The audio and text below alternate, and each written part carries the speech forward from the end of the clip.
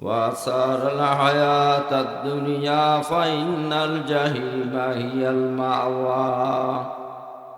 অতঃপর যারা আখিরাতকে বাদ দিয়ে দুনিয়াটাকে প্রাধান্য দিবে, দুনিয়ার মহব্বতে যারা মোহে পড়ে দুনিয়াটাকে বেশি ভালোবাসবে, আল্লাহ পাক রব্বুল আলামিন বলেন ফাইনাল জাহিমা হিয়াল মাওয়া, তার শেষ ঠিকানাটা হবে আল্লাহর জাহান্নামে। পড়েন নাউযুবিল্লাহ।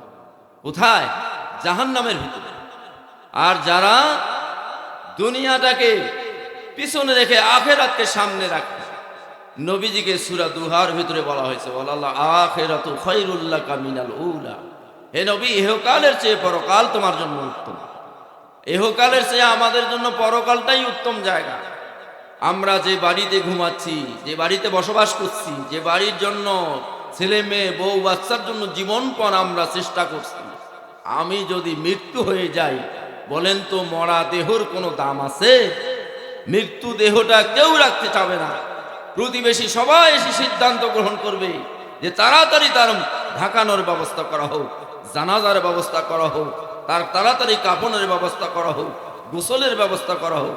তার মানে কি আমি মৃত্যু হয়ে গেলে কেউ আমাকে চাবে না দুনিয়াতে রাখতে। তাহলে দুনিয়াটাকে প্রাধান্য যারা দিবে এবং আখিরাতকে যারা পিছনে রাখবে, তার শেষ ঠিকানাটা হবে জাহান্নামের ভিতরে। আবার বলা হয়েছে কিয়ামতের ভয়ে, কিয়ামতের আদালতে যারা দণ্ডায়মান হওয়ার ভয় রাখবে, ওয়াম্মা মান খাফা মাকাম রাব্বিহি ওয়া নাহান নাফসা আনিল হাওয়া ফাইনাল জান্নাতা হিয়াল মাওয়া, যারা কি করবে কিয়ামতের দিন আল্লাহর আদালতে আল্লাহর সামনে হাজির হবার ভয় রাখবে। আল্লাহ পাক রব্বুল আলামিন পরের আয়াতে বললেন, এই দুনিয়াকে যারা প্রাধান্য না দিয়ে আখিরাতকে সামনে রেখে আখিরাতের সফলতা অর্জনের জন্য দুনিয়ার জীবনে আল্লাহর হুকুম, নবীর দেওয়া তরিকা আদর্শ মোতাবেক দুনিয়ায় জীবন যাপন করছে, এই লোকগুলো আল্লাহর সামনে হাজির হবার হিসাব দেওয়ার ভয় রাখছে। আল্লাহর সামনে দণ্ডায়মান হয়ে আমি কি জবাব দিব, সেই মালিকের কাছে এই ভয় যার মধ্যে আছে, আল্লাহ পাক ঘোষণা করে দিলেন ফাইনাল জান্নাতা হিয়াল মাওয়া, তার শেষ ঠিকানাটা হবে আল্লাহর জান্নাতে। সকলে বলেন সুবহানাল্লাহ, জোরে বলেন সুবহানাল্লাহ।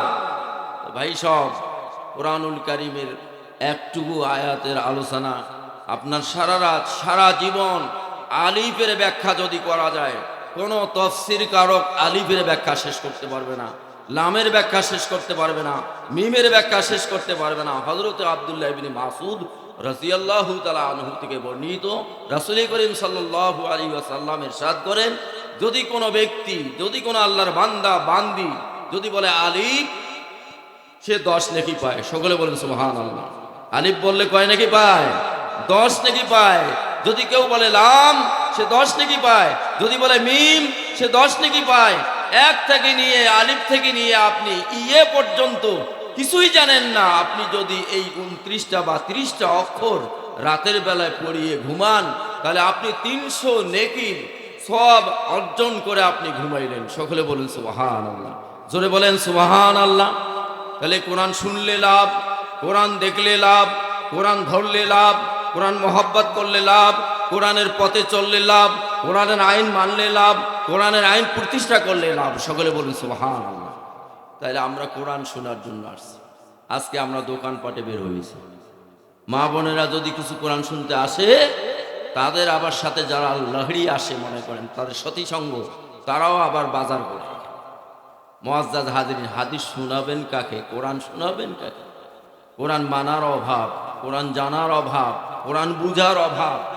এজন্য কোরআনকে আমরা রাখছি মৌলবীদের কাছে, তারা কিছু বলবে আমরা শুনবো। কারণ কোরআন শিক্ষা করা প্রত্যেক মুসলমান নর নারীর উপরে জন্মের পরে যখন বুঝ এসে যায়, তখনই তার উপর ফরজ হয়ে যায়। সকলে বলুন সুবহানাল্লাহ। সেই কোরআন আজকে আমরা ছেড়ে দিয়েছি, বাদ দিয়েছি। কোরআনকে আমরা রুহিসানের কিতাব হিসাবে রাখছি, আমার বাবার মজলিস হবে সেখানে রাখছি। কোরআন শুধু মৌলবীকে ডাক দিয়ে নিয়ে দাওয়াত খোয়া কোরআন শরীফ তেলাওয়াত করায়া তাকে এক মুঠ ভাত খাওয়াবো, এই জন্য আমি কোরআনকে রাখছি। কোরআন হলো জীবন্ত মানুষের জন্য একটা সংবিধান।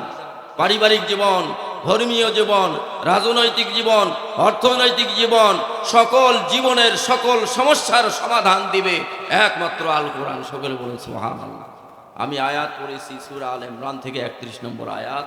আল্লাহ রাব্বুল আলামিন ইরশাদ করেন, হে নবী আপনি বলে দিন, যারা আমার আল্লাহর ভালোবাসা পেতে চায় তারা যেন তোমার অনুকরণ করে। সকলে বলেন সুবহানাল্লাহ। যারা আল্লাহর ভালোবাসা পেতে চান ফাত্তাবিউনি, রাসূলকে ধরতে হবে। যারা রাসূলকে ছেড়ে দিবে, রাসূলের আদর্শ ছেড়ে দিবে, রাসূলের তরিকা ছেড়ে দিবে, তাহলে তারা আল্লাহর ভালোবাসা পাইতে পারে না। এই জন্য আমার রাসূলকে ভালোবাসতে হবে, তাহলে আল্লাহ তাকে ভালোবাসবে। শুধু ভালোবাসা দিয়ে শেষ হবেন না। ইয়াগফির লাকুম যুনুবাকুম, আল্লাহ তার বান্দা বান্দীদের সকলের জীবনের গুনাহ মাফ করে দিবেন। সকলে বলেন সুবহানাল্লাহ। তাহলে আমি যদি রাসূলকে মহব্বত করি, ভালোবাসি, আল্লাহ ভালোবাসবে। ভালোবাসা দিয়েই আল্লাহ আপনার আমার জীবনের সব অপরাধগুলোকে মাফ করে দিবে। আল্লাহ হলেন পরম দয়ালু, ক্ষমাশীল।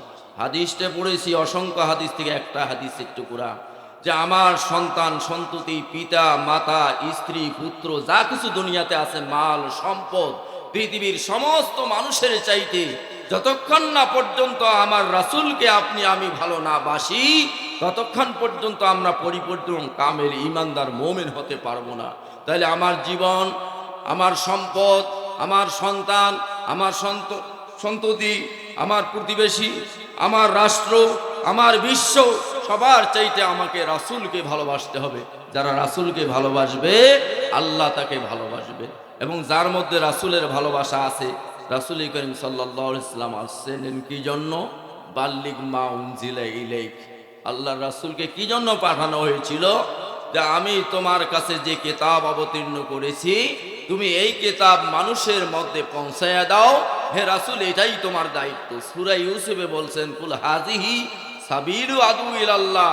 হে নবী আপনি বলে দিন যে আমার রাসূলের কাম হলো যে অন্ধকারে পড়া মানুষগুলো, আল্লাহ ভোলা মানুষগুলো, বান্দা বান্দিগুলোকে আল্লাহর পথে আনা, ডাকায় আমার রাসূলের কাজ। সকলে বলেন সুবহানাল্লাহ, জোরে বলেন সুবহানাল্লাহ। তাহলে রাসূলের কাম ছিল আল্লাহর রাস্তায় মানুষকে ডাকা। এই জন্য নিজে সৎ কাজ করব, অপর ভাইকে সৎ কাজের জন্য কি করব? উদ্বুদ্ধ করব। নিজে অন্যায় কাজ থেকে দূরে থাকব এবং পাপাচার কাজে আমরা নিষেধ করব। আল্লাহ তাআলা আমাদের সবাইকে যেন ইসলামের পরিপূর্ণ বুঝ দান করে।